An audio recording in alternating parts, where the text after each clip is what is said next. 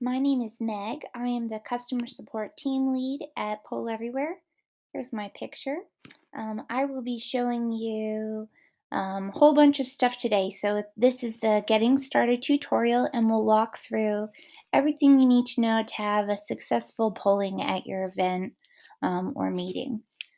So let's go ahead and just jump right in here. I'm already logged in, so I'm going to click this My Polls link at the top. And this is going to take me to the My Polls page.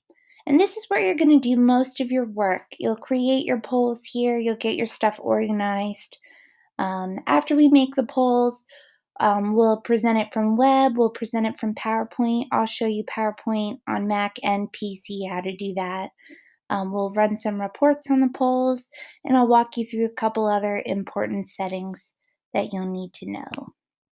So in here, I have a bunch of different folders already set up, and these contain polls that I already have. So you likely won't have this in yours. Yours will probably just show this ungrouped folder at the top. Let's just make some polls, then we'll put them into groups, and I'll kind of show you what all that stuff does. So to make your first poll, you'll click Create Poll at the top left. And a little box pops up, and you can just type your question right here into the box. So let's say, how often do you plan to use Poll Everywhere? And here are my choices. Open-ended, multiple choice, discourse, ranking, and clickable image. We're going to do one of each today, including discourse and ranking, which are these top secret beta polls, and I'll show you where to go to switch those on to your account so you can try them out. So I choose multiple choice here, and it gives me some pre-filled answers. True and false doesn't really make sense for this question, so I'm just going to erase it. And in this box, I can put text or a photo or a link to a photo. So I'm going to do text, and I'll say, once, maybe you're planning like one really big event or conference.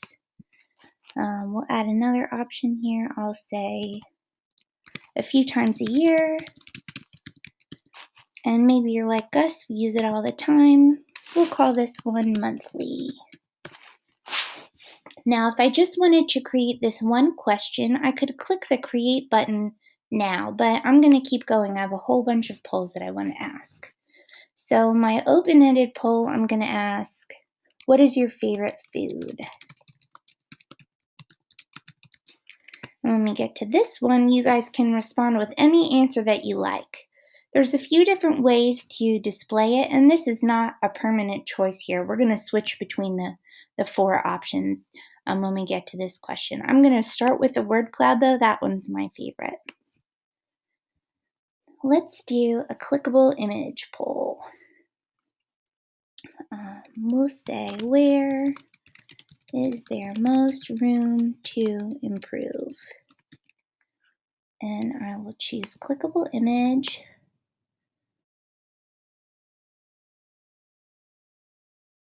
Yes, here it is. Perfect. And when we get to this poll, we're going to physically click on the image to place a vote. So you'll see when we get here, this one is web only. Some of them are web and text, and some are web only. Let's do a ranking poll. I want to ask kind of a fun question for this one, just to play around with it. Maybe we'll call it, what is your favorite sport? And then you guys will be able to rank between the choices here. So let's just add a bunch of stuff in here. Football, do soccer, basketball. Now I'm going to add a few answers here. I have a bunch of choices that we want to choose from. So we'll do one for golf, hockey, and let's add baseball. And one for you non-sports fanatics, I know you're out there, we'll just call this one meh. So maybe you're indifferent about sports. That one's there for you. And then let's do the last poll. We'll do a discourse poll, and I'll say, what is the best part about Poll Everywhere? And we'll do Discourse. So I've got all of my poll questions in here, and I'm just going to scroll to the bottom and click Create. Okay, so we've got our polls at the top, and they're ungrouped. And it's okay to leave them in ungrouped. You don't have to put them in groups. Groups are really good if you have a lot of polls. Here you can see I have a whole bunch of different polls. But putting polls into a group does have one distinct benefit. Polls in a group get this cool survey view link. And if you click that, it makes all of your polls into a web form that you can email out. So that's one benefit of putting them in a group, and the other, it keeps you organized. So I'm just going to check all these checkboxes here and click the button that says group. And now down here I have my new group. And as you can see, I love to be organized, so I'm just going to edit the title here. We'll call this March 26th webinar. Okay, so let's go back to our first poll. Now I'm going to click a little button here that you won't need to click. I'm just going to do this so that this makes the poll active, and you guys can vote if you want while I'm explaining the instructions here and some of the options. So your poll question always goes across the top of the chart. Right below that are the voting instructions. So for this poll, there's two ways to vote, and I can control it.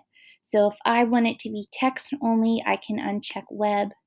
If I want it to be web only, I can uncheck text, stuff like that. So if you want to vote via web, you'll go to our web address, which is pollev.com/webdemo. And pollev is just an abbreviation for Poll Everywhere. Some people are wondering what that stands for. So pollev.com/webdemo.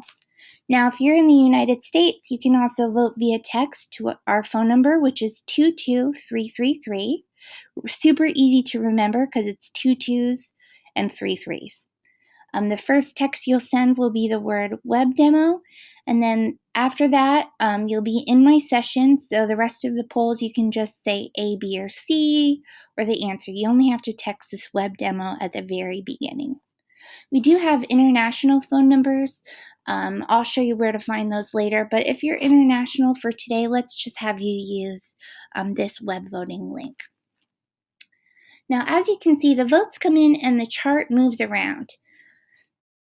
And I have some options here, and more importantly, this configure panel on the right. So this configure panel is where we set up the poll to have the options that we want.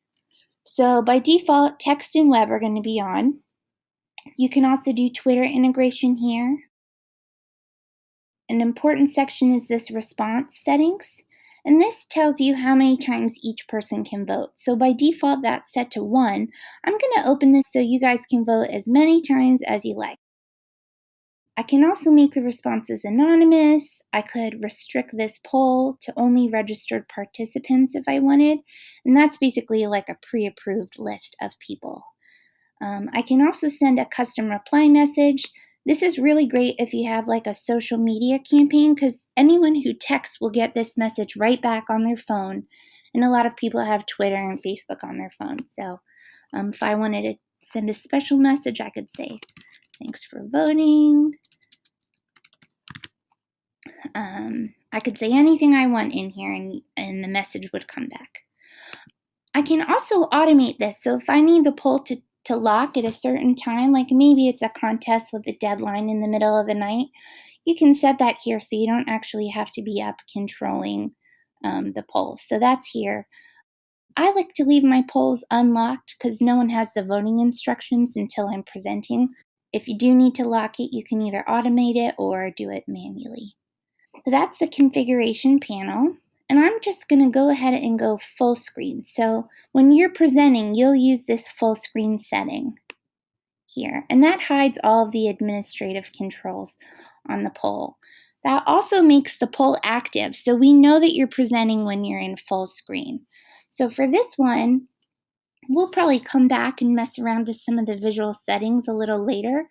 But when I'm ready to go to the next poll, I could just hit the right arrow key on my keyboard. That's going to change what you're seeing at pollev.com/webdemo. First poll went away and the second poll came up and you didn't even have to refresh your page. So this is the open-ended poll. You guys can respond with what your favorite food is. If you're texting, you can just send just the message in here, or if you're on web, you can submit it there. So these will move around in real time, and the more frequently a word is said, the bigger it appears. Now I can also increase this to allow you guys to respond with a whole bunch of messages. Here we go. So it looks like pizza and steak are really popular. Thai is in second place, and a lot of different options here. So you'll notice some of these are split apart, like ice cream. Ice is over here. Oh, it moved. Ice is over here and cream is here. So the word cloud is the only display option that does this. It's really intuitive because it's going to filter out all of the non-descriptive words and break everything apart. And this is kind of like the basic Wordle algorithm. So if you've used a Wordle or a word cloud, they all kind of do this. A great way to use this is to ask either like a really introspective question or ask your audience what 3 words come to mind when you think of our 2015 strategy. And you'll be able to see really quickly audience consensus rise up and everybody's answers will show. Lots of questions about activating the poll and locking the poll. So let me just show you. I'm going to lock this poll and temporarily answers will not come through just because there were 3 or 4 questions about it. So when I lock a poll, it's totally shut down. All of the answers that are here already came through and no new responses can come in. So this just kind of stops it. It's good to do if you're taking attendance and after the session is over you want to lock it. It's good for that. Or just closing a poll basically. Activate is different. So active just tells poll everywhere. This is the poll that I'm presenting right now. Send the votes here. So we activate the poll for you automatically, whichever one you're looking at in full screen on our website like this, or in slideshow mode in PowerPoint, which we'll do in a second. That's the poll that's active. So hopefully that clears that up for you. Now, I want to show you the other types of display options we have. Text wall is really good for long answers because it's going to be left aligned and it'll scroll down the page and you can control kind of the speed of that. See, it looks really good with the long answers, but do not use this for one-word answers like this is a bad example because 90% of the screen is wasted. It makes it really easy to read long answers because they're left aligned, but this is not the one you want to use for short answers. For 1 or 2 kind of word answers, you should use cluster, which is going to fill the screen with chat bubbles. And they'll kind of arrange in here. And the last one to come in is usually the biggest. I could also click one specifically to talk about it, which brings focus to that one. And I can scroll through the list here. Ooh, lots of pizza and steak. This is making me hungry. The last display type is ticker. This is not particularly professional. It's here if you really need it. I think I've only really seen this used by like a wedding DJ. He takes song requests on a poll and people leave messages for the bride and groom. It's here if you need it. Your best bet are text wall, cluster, or word cloud. So word cloud's the only one that filters out the answers. If you don't want your responses broken apart, use text wall or cluster. Cluster is good for short, and text wall is good for long, but is kind of a waste of space with the short answers. So those are the options for the open-ended poll. Let's keep going here. I'm going to go to the next poll. And this is our clickable image poll. And you'll notice the directions for this are web only because what we're going to do is we're going to go physically to this website address and click on the picture. And that's really hard to do. There's no way to do that by sending a text message. So I'm going to go ahead and show these click markers. And I think it might be good to show you what it looks like when you're placing a vote. So I'm going to go to pollev.com/webdemo in another tab. And I'll just click cache. And that places a little click marker here, which will load on the chart. So you guys can go ahead and do some clicking here. We've seen this used really creatively by a professor on the first day of class. He displays a map of the United States and has everyone click on their hometown. You can use it to spice up a really boring flowchart like this one. And on our blog, we recently did a case study of a teacher who has students plot their answers on a graph. So like a 4-quadrant graph. So you can do anything you want with this. You can get really creative with your images, and the audience clicks to respond. You can get fancy with this if you want to. In the edit menu, you can draw little boxes around different areas, and it will count up all the clicks inside the boundaries for you. So that can make it easy to tell a winner or when you're doing your reports. I'm going to go to the next poll here. Hopefully everyone got a chance to vote on this one. And this should be our ranking poll. So there's not much that goes on in the chart in the beginning. I'm going to show you what it looks like to vote. So I'm just clicking escape and I'm going to go over here. So I'm going to click and drag these into the order that I want. So I'm going to say I love basketball, football, soccer, baseball, hockey, golf, and meh can be at the bottom. So I submitted these and it weights them and they are added to the chart here. So it's cool to see kind of the bars move around as the votes come in, and they'll be weighted here. Now this ranking poll is one of our newer poll types. It just came out in January, and when we're done showing the poll after this one, I'll show you where you can go, the secret location to turn on, and you can see a couple of these are tied.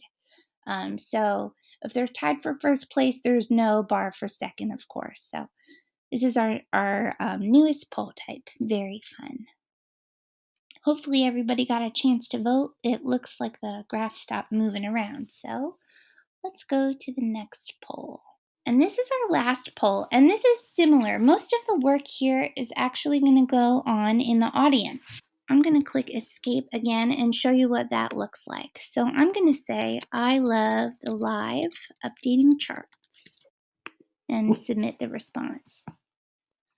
Now, I can also say something, let's just do a bad one, just so you guys can get some practice downvoting it. I'll say, this presentation was so boring.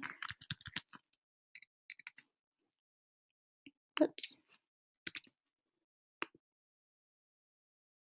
Perfect. Now, it's a little bit hard to see on the desktop. This needs a little bit of design TLC. That's why it's a beta poll that you'll turn on in that special section.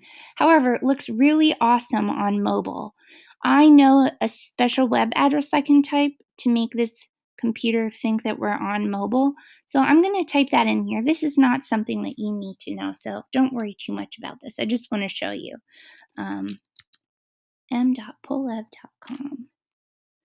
So if I'm on a mobile device, here's what it looks like, and it's super easy to upvote and downvote. So, oh good, people are downvoting my bad one. I'll just add some upvotes here. Mac compatible is great. Simplicity, PowerPoint. Oh, somebody said Meg is the best. You guys.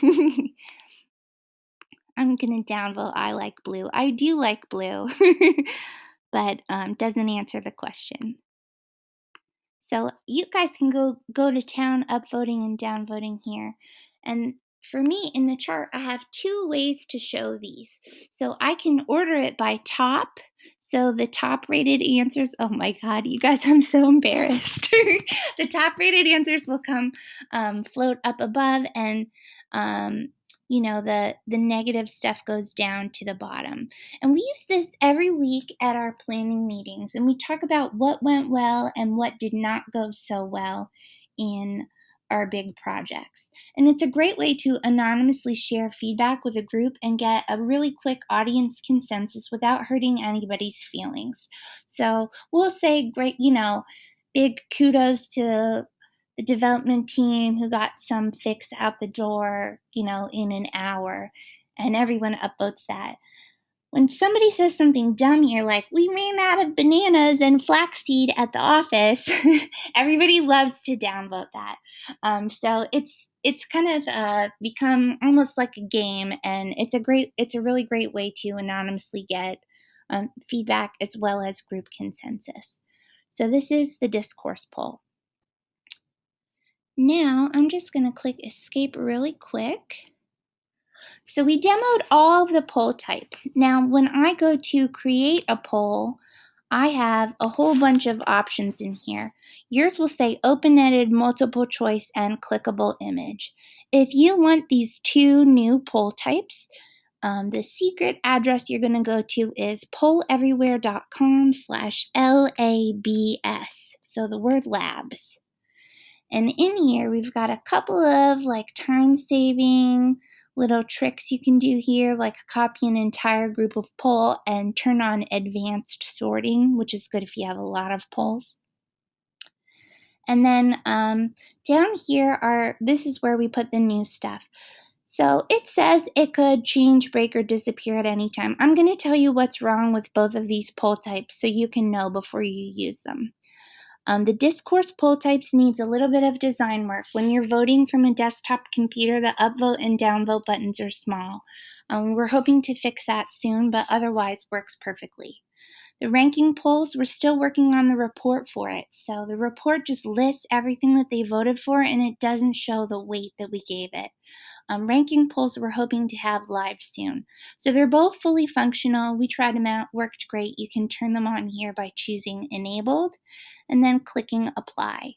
Once you do that, they'll be in your list of available polls. Amy says, is it possible to remove the clock image in the lower left of the display screen? That's a timer. So if I set that, it's going to automatically lock the poll at a certain time.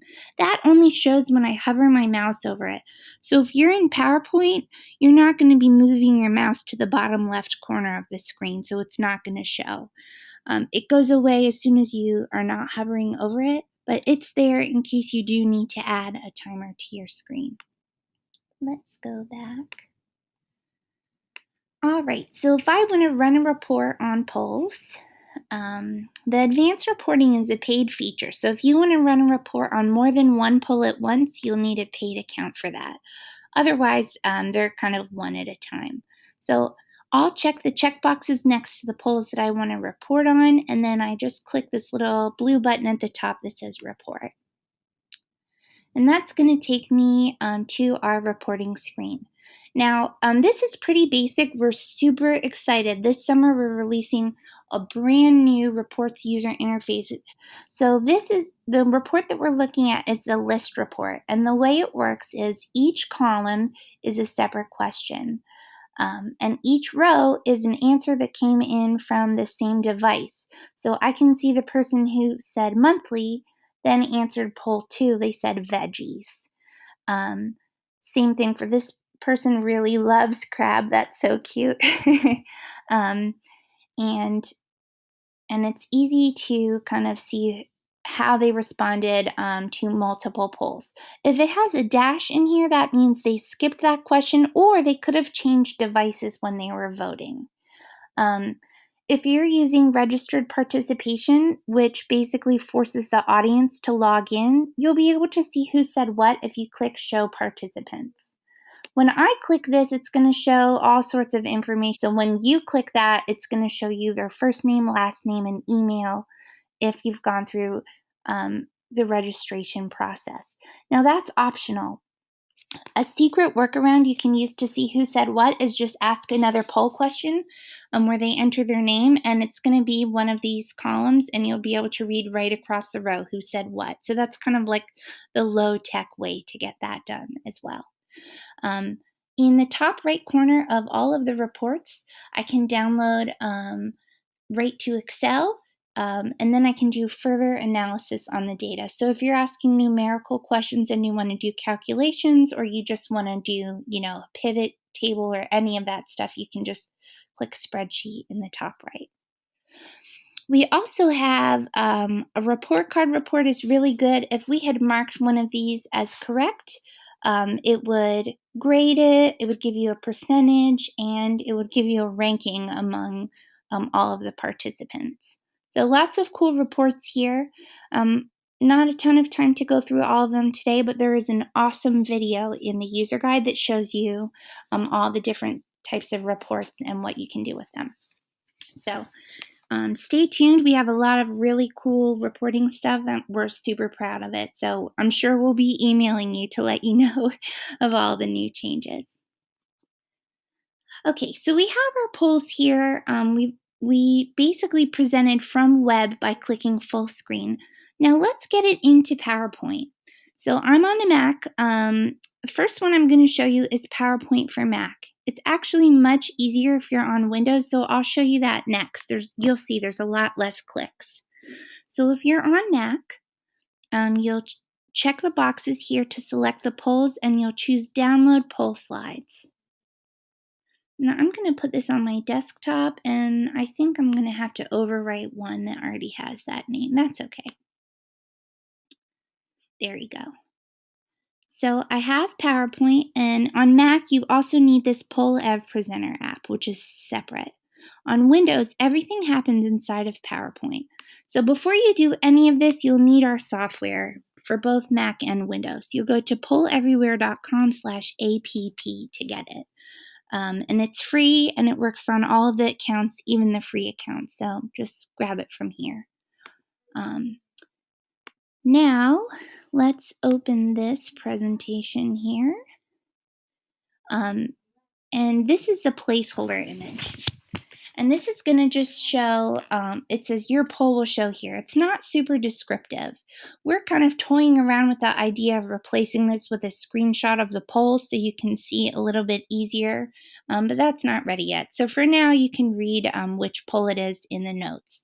And the reason that the placeholder is showing is while you're editing your slides and making changes to your real presentation deck, we don't want to be accessing the internet, activating polls, doing all that stuff. We want to wait until you're actually presenting to do that. So when you're presenting on Mac, you'll click play to start the slideshow, and the poll will come up exactly how it was last left on the website. And if you'll notice, this poll is now live, so if you wanted to vote on it, you could. And as I progress through the different slideshow, the polls will activate. So just like the web, whichever poll I have open in full screen is the one that's live. So any changes I make on the website are automatically updated in my slides, and I don't have to re-download them or do any extra work like that. It just takes the latest image of your poll from the website. So I can go through all these slides here. We already voted on it. Ta-da! And that's it. You can have it in with your regular slides. You can resize the placeholder if you want to have your own image and the poll both on the same screen. Now I'm going to show you how to do it on Windows. You'll notice it's a lot less work. So here is my PC. I have PowerPoint open. This is like a new presentation. So we'll just call this My Slides. Then I'll click the Poll Everywhere tab in the ribbon. And click Insert Poll Slide. And I have all my little groups here, and I'll find today's group, and I'll just select all of these and insert them. So it puts each question on its own slide, and I can go in here and start the slideshow. It's in PowerPoint with my regular slides. I don't have to switch applications. The benefit of having it in PowerPoint is if you're already presenting other slides, it's just seamlessly in with your presentation. So I hit the right arrow key, and as I go through the presentation, you'll notice these polls are activating. There we go. So super flexible. You can present from web or PowerPoint. If you're having trouble with the PowerPoint or you're nervous about it, you're always welcome to use web as a backup plan because there's nothing to install. Sometimes you don't have access to the presentation computer until, a couple minutes before. And in that case, the lowest stress thing is just to go to a browser, click on the poll, and then just click the full screen button to start the presentation. So that's how to present from web and PowerPoint. I wanted to show you some of the visual settings here for your polls. So if I click visual settings, we've been using kind of the default themes for these, but you can totally get creative. You can change bar chart, column chart. You can add a custom background image. You can do like a company logo, lots of cool things. My favorite is we just added this color scheme picker. I like to go kind of neutral over here. Let's get a green one. And after you pick the first color, it gives you some matching color suggestions. You can invert it, or you could go kind of back to the default if you like that better. So lots of things you can control here. And we've got some great videos on customizing your chart at our user guide. So lots of cool stuff you can do in here. Now, some important settings that you might need during your presentation. I'll go through those really quickly. So I clicked settings at the top, and this top field on the settings page, this is where you pick what your username is going to be. So I picked web demo. So that's why you texted web demo, and that's why you went to polev.com/webdemo. So if you're on, I think most of the paid plans come with a custom username. You can change that here. For first and last name, I put poll everywhere webinar. If you voted via text, it sent a message saying you've joined first name, last name's session. So I wanted this to have, instead of Meg Boyle, I wanted this to say poll everywhere webinar. So you can change that here. It doesn't affect billing or anything like that, but that's where it's going to pick those first and last name from if you're doing the text session. The most important setting is how long the polls will stay live at your PollEv page after you activate them. The default setting is 3 hours. And the reason we picked that is we're hoping that you're not on stage live for more than 3 hours. If you are, I'm so sorry. That sounds like the worst day. Sometimes you're not doing like during a live presentation. Maybe you want to have your poll online for a day or a week while your colleagues or whoever votes on it. So for like a non-live setting or just maybe a longer duration, you would change that here. So the default is 3 hours. So if you need more, be sure to change that. Some other things that are interesting here, the international text messaging, all of these phone numbers here are actually already on and connected to your poll. So if you have an international audience, you're welcome to share these phone numbers. They all work. It doesn't matter which one you select here because they're all on and listening for texts from your poll. Now this selection here is going to choose, there's really only one phone number that can display on the instructions because there's not a ton of room. So the one that you choose here is the one that's going to show at the top of your poll. There are a few that work in multiple countries. So like if you have a mixed US Canada audience, you would choose 37607 because it works in both places. But lots to choose from here. We have a 10-digit number that you can choose from in the US if you're having trouble texting to a short code. I think some older Blackberries, they don't let you text to a 5-digit number unless you add it to the contacts list. So in that case, you'd want to use the 10-digit number because it's a little easier. So lots to choose from here. I have a bunch of questions here that I like to get to, so let me see. When I use this, I will have other slides. Can I move the poll questions between other slides? Yeah, so on both Windows and Mac, you can drag and drop the slides. Just be sure to select the whole slide because the notes section has code in it, and there's like secret code that you can't see in the poll. So if you just copy and paste this little picture, it won't work. So copy and paste the whole slide from the left, or you can drag and drop it in a different order between other slides or in a different presentation. You guys are asking the best questions. Yeah, so also if you're switching computers, so like you're creating the polls on one computer but you're presenting on another computer, you do need to have the app on both computers if you want the polls to show up. So whichever computer is being used to present the polls definitely needs to have the app, otherwise you're going to have to present from web. Really good question. So that's everything I wanted to cover. We went through it kind of quick. I'm going to give you some resources to get in touch with my team. So at the bottom right of every page is this little question mark box. If you click it, you can send a message directly to the support team. And we try to answer all of our emails in under an hour during business hours, so it's pretty quick. It'll tell us what page you were looking on, and you can add a screenshot here. Feel free to reach out to us if you're stuck. We're like the friendliest bunch. We're super chatty and we love to help. If you're on a paid plan, our phone number will be at the bottom of the page. So if you're on a paid plan that comes with phone support, you're welcome to give us a call. And then we also have some self-service help. So if you click help here, there's an FAQ section that has kind of like the one-off questions, and they're organized by group. But my favorite is the user guide. So this user guide covers everything that we covered today and a whole lot more. It's really long and it's got like an index on the left. So what I like to do, if I'm looking for a specific section, I can do Control F on my browser. I'm on Mac, so I have to do Command F. And I can type right into this box and it's going to take me there. So I'm going to say maybe I want to know about Keynote. Does it work with Keynote? I can type Keynote into that Control F and it brings me right to the section with the instructions that I need. So when I tried to print this, it was like 72 pages. It's a lot of content here.